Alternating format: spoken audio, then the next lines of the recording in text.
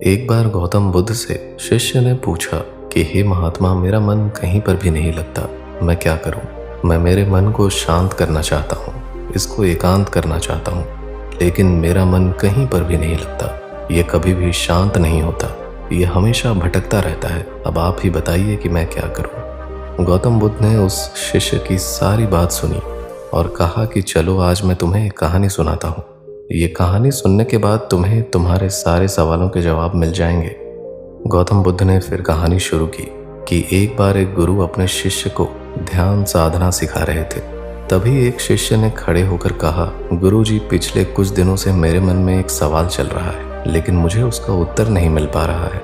क्या मैं वो सवाल आपसे पूछ सकता हूँ? तो गुरु ने कहा, बिल्कुल पूछ सकते हो, पूछो क्या पूछना चाहते हो। शिष्य ने कहा, जैसे हम सब खाना खाते हैं तो हम सभी की भूख मिट जाती है, लेकिन ये ध्यान संदर्भ में ऐसा क्यों नहीं होता है? हम सब आपके कहे अनुसार एक ही जैसा ध्यान करते हैं, लेकिन कोई पहले तो कोई बाद में ध्यान को प्राप्त करता है, कोई तो पूरी जिंदगी ही ध्यान प्राप्त नहीं कर पाता।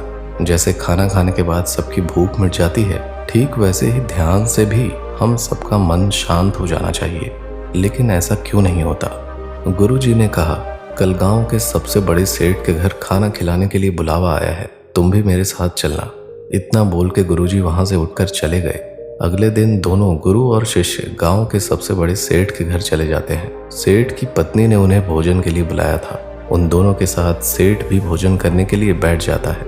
जैसे ही सेठ भोजन का पहला निवाला अपने मुंह के अंदर डालता है तो उसे भोजन पसंद नहीं आता। वो भोजन की थाली को दूर उठा के फेंक देता है।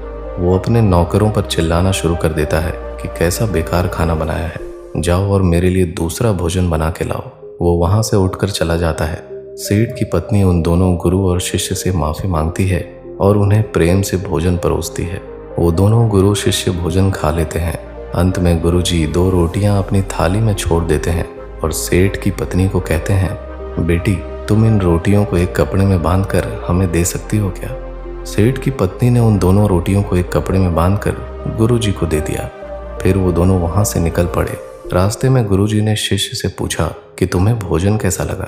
शिष्य ने कहा, भोजन तो बहुत स्वादिष्ट था। गुरुजी ने कहा कि बस स्वादिष्ट, इससे ज्यादा कुछ नहीं लगा? शिष्य ने कहा कि इससे आगे और क्या लग सकता है? भोजन स्वादिष्ट था, उससे मेरा पेट भर गया, इसके आगे और क्या लगता? तभी गुरुजी ने शिष्य से पूछा, अगर स्वादिष्ट था तो उस सेठ को भी अच्छा लगना चाहिए था ना, लेकिन उसे तो अच्छा नहीं लगा, आखिर ऐसा क्यों? तब शिष्य ने कहा, गुरुजी, ये बात तो मुझे भी समझ नहीं आई। भोजन तो अच्छा था, लेकिन पता नहीं फिर भी उस सेठ को क्यों नहीं अच्छा लगा। तभी गुरुजी ने शिष्य को उनके पीछे पीछे चलने को बोला। दोनों चलते चलते काफी आगे तक बढ़ गए। थोड़ा और आगे चलकर शिष्य ने गुरुजी से पूछा कि हम कहाँ जा रहे हैं? ये तो हमारे आश्रम का रास्ता भी नहीं है। तभी गुरुजी ने उसे बस चलने को बोला। बड़ी दूर जाने के बाद एक मरियल सा आदमी उन दोनों के चरणों में गिर गया और बोला, मेरी मदद करो, मैंने पिछले कई दिनों से कुछ भी नहीं खाया है, कृपया मुझे कुछ खाने को दे दो। गुरुजी ने उस आदमी को एक पेड़ के नीचे बैठाया और वो 2 रोटियां उस भूखे आदमी को दे दी। वो 2 रोटियां देखकर ही उस आदमी की आंखों में चमक सी आ गई। उसने रोटी खाना शुरू किया। वो इतना भूखा था कि उसकी आंखों में आंसुओं की धार बह रही थी। वो रोता जा रहा था और खाना खाते जा रहा था। रोटियां खाने के बाद उसने गुरुजी और शिष्य दोनों को धन्यवाद किया। तभी गुरुजी ने उस आदमी से पूछा कि हे भले इंसान, तुझे ये रोटियां कैसी लगी?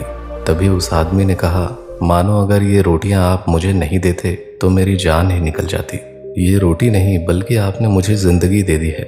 इन रोटियों का कोई स्वाद नहीं था, फिर भी भगवान थे इन रोटियों में। इतना कहकर वो आदमी वहां से चला गया। उसके जाते ही गुरुजी ने शिष्य को समझाते हुए कहा कि देखो, भोजन एक ही था, उस सेठ को उसमें जरा भी स्वाद नहीं आया। तुम्हें वही भोजन स्वादिष्ट लगता है, लेकिन इस भूखे आदमी को उसमें स्वाद नहीं बल्कि जिंदगी और भगवान नजर आते हैं। इसी से समझा जा सकता है कि भोजन और इंसान की संतुष्टि में कितना अंतर है। सेठ को उस भोजन से बिल्कुल भी संतुष्टि नहीं मिली, तुम्हें थोड़ी सी संतुष्टि मिलती है, लेकिन उस भूखे आदमी को इन 2 ही रोटियों में अनंत संतुष्टि मिलती है। बिल्कुल ऐसा ही ध्यान के संदर्भ में होता है। जिसको जितनी ज़्यादा चाहत होती है, जितनी ज़्यादा भूख होती है, वो उतनी ही जल्दी अपना रास्ता बना लेता है। जिस इंसान के अंदर ध्यान की सबसे ज़्यादा भूख होती है, वो उतनी ही जल्दी ध्यान को प्राप्त कर लेता है। वो शिष्य अब अपने गुरु की बात समझ चुका था। अब उसे अपने सारे सवालों के जवाब मिल चुके थे। गौतम बुद्ध ने अपनी कहानी समाप्त करते हुए अपने शिष्य से कहा, उस गुरु के शिष्य को तो अपने जवाब मिल गए, लेकिन तुम्हें तुम्हारा उत्तर अभी भी नहीं मिला कि आखिर ये मन क्यों नहीं लगता। सबसे पहले तुम ये समझो कि जो लग जाए वो मन नहीं, मन का काम है भटकना। खासकर जो वस्तु हमारे पास अधिक मात्रा में होती है उससे मन भर जाता है, उस चीज से दूर भागने लग जाता है। जैसे उस सेठ का मन भोजन से भाग रहा था। अगर कोई वस्तु हमारे पास सीमित मात्रा में है तो ये मन उस वस्तु से थोड़ा लगाव रख भी लेता है। जैसे उस गुरु के शिष्य को भोजन से थोड़ा बहुत लगाव था, लेकिन जो वस्तु आपके पास उपलब्ध नहीं है तो ये मन उसके पीछे भागना शुरू कर देता है और उस वस्तु को हर हाल में पाना चाहता है। लेकिन जब बात हमारे प्राण पे आ जाए, जैसे कि उस भूखे के लिए वो 2 रोटियां, तो हमारा मन गायब हो जाता है वहां से। इस स्थिति में मन का कोई वजूद नहीं रह जाता।